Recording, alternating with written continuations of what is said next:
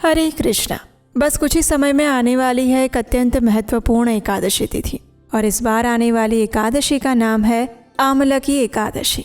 प्रत्येक वर्ष फाल्गुन मास के शुक्ल पक्ष में आने वाली आमलकी एकादशी भगवान श्री हरि को अत्यंत प्रिय है।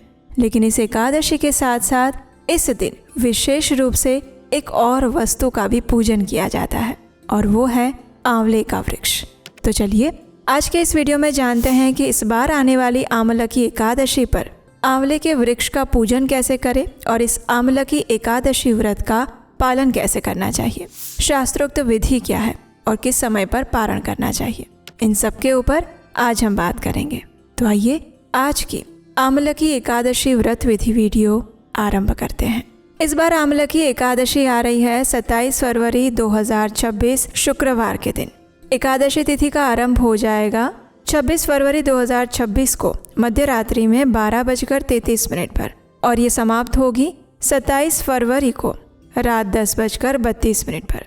तो इस प्रकार उदया तिथि के अनुसार हम एकादशी का पालन कर रहे हैं 27 फरवरी 2026 शुक्रवार के दिन। इस एकादशी का नाम आमलकी एकादशी है क्योंकि इसी एकादशी के दिन आंवले के वृक्ष की उत्पत्ति हुई थी और वो भी कोई साधारण स्थिति में नहीं अपितु स्वयं भगवान विष्णु के मुख से। तो चलिए हम सबसे पहले उसकी एक छोटी सी कथा सुनते हैं। ये उन दिनों की बात है जब परम भगवान श्री कृष्ण की प्रेरणा से सृष्टि के रचयिता ब्रह्मा जी इस भौतिक संसार का निर्माण कर रहे थे। उन्होंने अनेक प्रकार के जीवों की रचना की और उसी समय भगवान श्री विष्णु के मुख से एक चंद्र के समान सुंदर, पवित्र और निश्चल बिंदु प्रकट हुआ। ये बिंदु जब पृथ्वी के ऊपर गिरा तो उसमें से एक वृक्ष की उत्पत्ति हुई और उसी का नाम पड़ा आमलकी। ये वही दिन था जिसे आज हम आमलकी एकादशी के नाम से जानते हैं। और उसके बाद गंधर्व, यक्ष, राक्षस इत्यादि की भी उत्पत्ति हुई।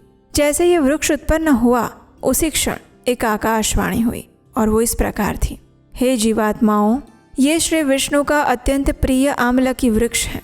आज के दिन जो भी व्यक्ति इसकी पूजा करेगा उसे आध्यात्मिक लोक की प्राप्ति होगी। तो बस यही कारण था कि आमलकी एकादशी स्वयं भगवान श्री विष्णु को अत्यंत प्रिय है और इसीलिए आमलकी एकादशी के दिन विशेष रूप से भगवान श्री हरि की पूजा के साथ साथ आंवले के वृक्ष की भी पूजा अर्चना की जाती है। चलिए अब देखते हैं कि इस एकादशी का पालन करने की शास्त्रोक्त विधि क्या रहेगी।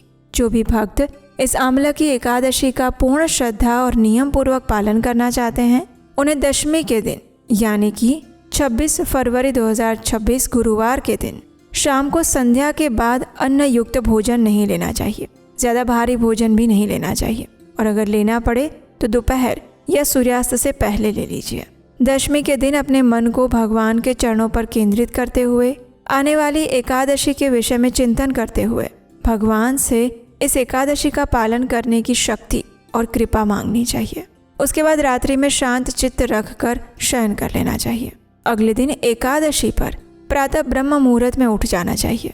ब्रह्म मुहूर्त में उठने का क्या कारण है तो उसके लिए महाभारत के अनुपर्व में बताया गया है, अनायुष्यम दिवा स्वप्नम तथाभ्योदित शायिता प्रगे निशामाशु तथा नैवोच्चिष्टा स्वपन्ति वै।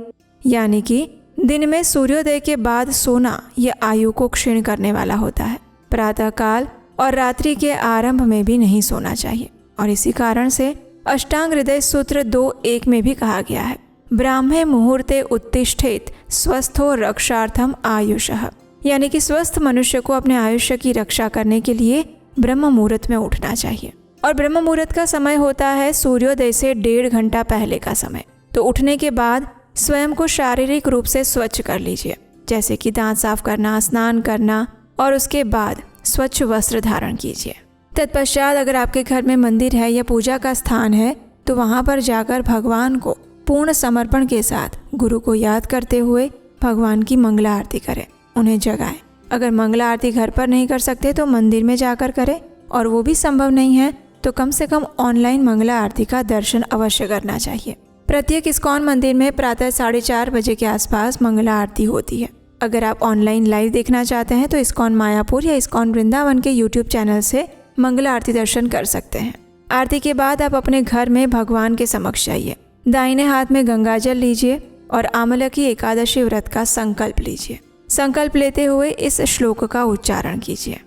एकादश्यां निराहारः स्थित्वाहं परेहनि भोक्ष्यामि पुंडरीकाक्ष शरणं मे भवाच्युत। इसका अर्थ है, एकादशी के दिन मैं भोजन से विरत रहूंगा और अगले दिन ही अन्न ग्रहण करूंगा। हे पुंडरीकाक्ष, हे अच्युत, कृपया मुझे अपनी शरण में लीजिए। संकल्प लेने के बाद अब समय है तुलसी देवी की पूजा अर्चना करने का। श्रीमती तुलसी महारानी भगवान श्री हरि की शुद्ध भक्त हैं। उनके माध्यम से, उनकी कृपा से ही हम भगवान श्री कृष्ण की शुद्ध प्रेममय भक्ति प्राप्त कर सकते हैं। इसलिए एकादशी के दिन विशेष रूप से तुलसी महारानी की सेवा पूजा करनी चाहिए। ये सेवा पूजा कैसे करें? तो उन्हें एक मध्यम उच्च आसन पर स्थापित करना चाहिए। उसके बाद उन्हें आवश्यकता अनुसार जल प्रदान करें, उनके समक्ष घी का दीपक प्रज्वलित करें और उनकी 4 बार प्रदक्षिणा करें। तत्पश्चात उनके समक्ष बैठकर आसन पर बैठें और हरे कृष्ण महामंत्र का अधिक से अधिक जप करें। और ये महामंत्र है, हरे कृष्ण कृष्ण कृष्ण हरे हरे, हरे राम राम राम हरे हरे। एकादशी के दिन इस महामंत्र की अधिक से अधिक संख्या में माला का जप करना चाहिए। आंवला की एकादशी के दिन विशेष रूप से आंवले के वृक्ष की पूजा की जाती है। तो ये पूजा कैसे करें? तो अगर आपके घर में या आसपास में या मंदिर में आंवले का वृक्ष है तो उसके नीचे भगवान श्री हरि के विग्रह या चित्र को स्थापित करें। कुमकुम, चंदन और अक्षत के साथ उनकी पूजा करें। उसके बाद धूप, दीप, गंध, नैवेद्य इत्यादि से उनकी अर्चना करें और तत्पश्चात उस वृक्ष की पूजा करें। आंवले के वृक्ष की भी उसी प्रकार पूजा अर्चना करें जिस प्रकार आपने भगवान श्री हरि की थी। और उसके बाद उस वृक्ष की कम से कम 3 बार प्रदक्षिणा करें। कहा जाता है कि आंवले के वृक्ष में साक्षात भगवान श्री हरि और लक्ष्मी देवी का वास होता है। आयुर्वेद में भी आमलकी यानी कि आंवले के वृक्ष को अत्यंत सौभाग्यशाली और स्वास्थ्यवर्धक बताया गया है। अब इस आमलकी एकादशी के दिन अगर संभव है तो उसी आंवले के वृक्ष के नीचे बैठकर भगवान की सुंदर कथा का श्रवण करें। इस एकादशी कथा का पाठ करें या फिर उसे सुने, दूसरों को सुनाएं और भगवान का कीर्तन अवश्य करें। संपूर्ण दिन के दौरान एकादशी का पालन करें यानी कि उपवास रखें। अगर निर्जल उपवास नहीं रख सकते हैं तो आप सफल या सजल उपवास भी रख सकते हैं। सफल यानी कि आप फल, दूध, दही, दूध से बनी हुई चीज़ें, ड्राई फ्रूट्स और एकादशी प्रसाद ले सकते हैं। बच्चों और वृद्धों के लिए एकादशी प्रसाद के साथ व्रत रखना अच्छा माना गया है और यही नियम गर्भवती महिलाओं और स्तनपान कराने वाली माताओं के लिए भी होता है। उन्हें संपूर्ण रूप से उपवास में भूखा रहने की सलाह नहीं दी जाती है, लेकिन किसी भी स्थिति में किसी भी व्यक्ति को एकादशी के दिन अन्न का स्वीकार नहीं करना चाहिए, यानी कि गेहूं, दाल, चावल, फलियां या फिर इससे बने हुए कोई भी पदार्थ।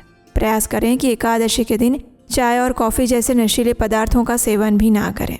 कम से कम एक दिन के लिए भगवान के लिए, अपनी आध्यात्मिक शक्ति को बढ़ाने के लिए भी एक दिन के लिए इन सभी नशीले पदार्थों का सेवन त्याग देना चाहिए। दिन के दौरान भगवान श्री कृष्ण की मधुर लीलाओं का श्रवण करें, श्रीमद् भागवतम का पाठ करें, अध्ययन करें या फिर उसे सुने। भगवद गीता भी पढ़ सकते हैं। संध्या के समय घर में भगवान के समक्ष घी का दीपक प्रज्वलित करें, धूप और अगरबत्ती करें और तुलसी देवी के समक्ष भी दीपक प्रज्वलित करें। अगर संभव है तो घर में संध्या के समय भगवान के समक्ष बैठकर संपूर्ण परिवार के साथ हरे कृष्ण महामंत्र का जप करना चाहिए, कीर्तन करना चाहिए।